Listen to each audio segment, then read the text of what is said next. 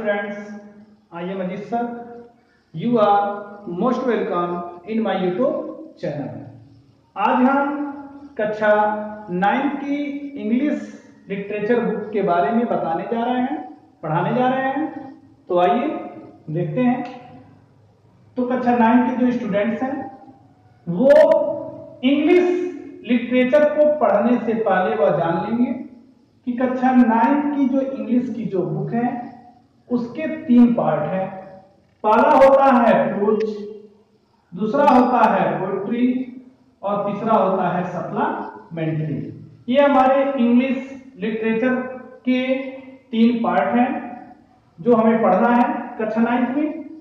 Pros में हमारा total 6 part है, पोएट्री में टोटल हमारा 5 है और सप्लीमेंट्री में हमारा टोटल 4 पार्ट है। टोटल मिला के हमको जो है बुक में 15 चैप्टर का अध्ययन करना है। और प्रोज का सबसे पहला चैप्टर है टॉम सायर, जो हमें यहां दिख रहा है। टॉम सायर यह किसी लड़के का नाम है जो बहुत ही, यह लड़का नटखट है, बहुत शरारती लड़का है और यह बचपन से अनाथ है। अनाथ मतलब होता है जिसके माता पिता नहीं रहते हैं। यह लड़का अनाथ है पूरी तरह से और यह अपनी मौसी पाली के पास रहता है जो पॉली मौसी इसका पालन पोषण करती हैं और इसके लेखक मार्क ट्वेन हैं। यह कहानी बहुत ही दिलचस्प कहानी है, बहुत ही आपको इंटरेस्ट आएगा कहानी पढ़ने में। और टॉम सायर जो चैप्टर है इसके 2 पार्ट हैं। पहला पार्ट आपको दिख रहा है जिसका नाम है दिस इज टॉम सायर और सेकेंड पार्ट है न्यू मेडिसिन फॉर टॉम, ये आपको दिख रहा है। तो सबसे पहले टॉम सायर में हम पार्ट 1 जो है अध्ययन करेंगे, दिस इज टॉम सायर। चलिए हम स्टार्ट करते हैं दिस इज टॉम सायर।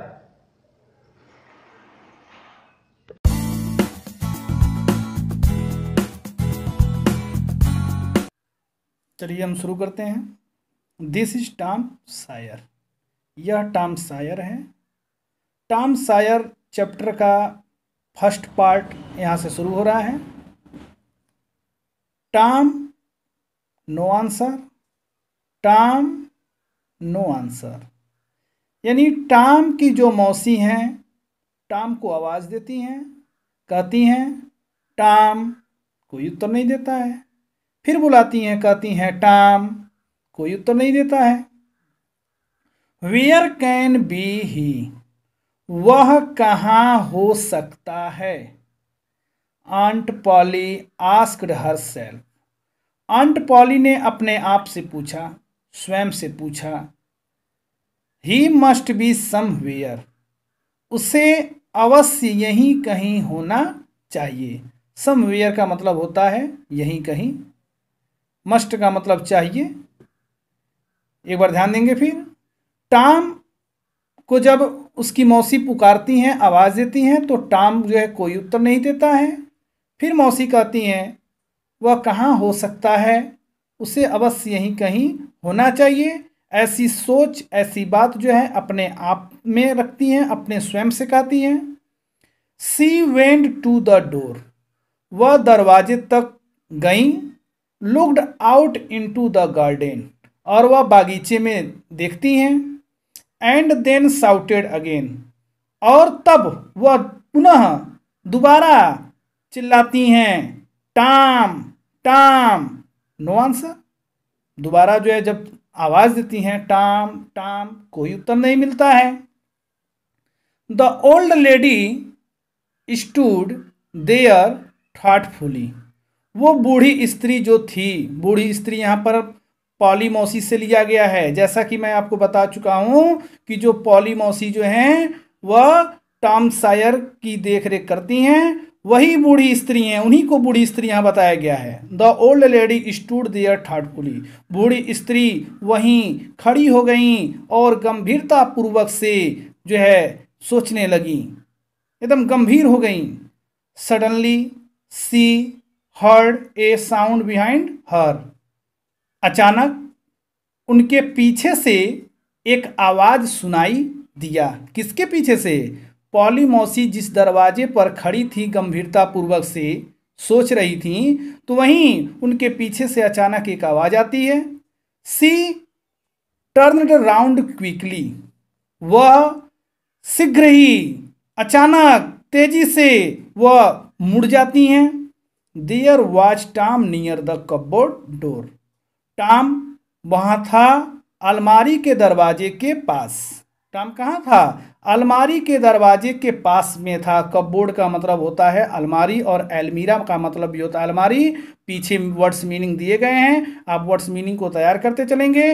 अगर मैं वर्ड्स मीनिंग बताता रहूँगा तो आपका वीडियो ज़्यादा बड़ा हो जाएगा और पैसेज भी ख़त्म नहीं हो पाएंगे। There was jam all round his mouth. मुरब्बा जो था उसके मुंह के चारों तरफ पुताया हुआ था, लगा हुआ था। टॉम जो था वह अलमारी के दरवाजे के पास में था। जब मौसी वहां जाती हैं देखती हैं वो अलमारी के दरवाजे के पास में ही है और मुरब्बा जो है उसके मुंह के चारों तरफ लगा हुआ था। What have you been doing? Aunt Polly asked angrily. Poly मौसी जो थी एंग्रीली क्रोधित से, नाराजगी से वह पूछती हैं, कहती हैं, गुस्से में कहती हैं, what have you been doing? तुम क्या कर रहे हो? When Tom did not answer. तब टॉम ने कोई उत्तर नहीं दिया। जब ऐसा वह कहती हैं गुस्से में कि तुम क्या कर रहे हो, तो टॉम ने कोई उत्तर नहीं दिया। She went on. वह यानी मौसी पाली जो थी वह बोलना जारी रखी। वेंट ऑन का प्रयोग जो है जारी रखने के लिए किया जाता है और कीप ऑन का भी प्रयोग जारी के लिए किया जाता है। उनका बोलना जारी था। You have been stealing the jam again. तुमने फिर से मुरब्बा चुरा लिया है। तुम मुरब्बा चुरा रहे हो। Don't tell me. मुझसे मत कहना। That you have not. मुझसे मत कहना कि तुमने ऐसा नहीं किया है। हैव नॉट, तुमने ऐसा नहीं किया है, मुझसे मत कहना।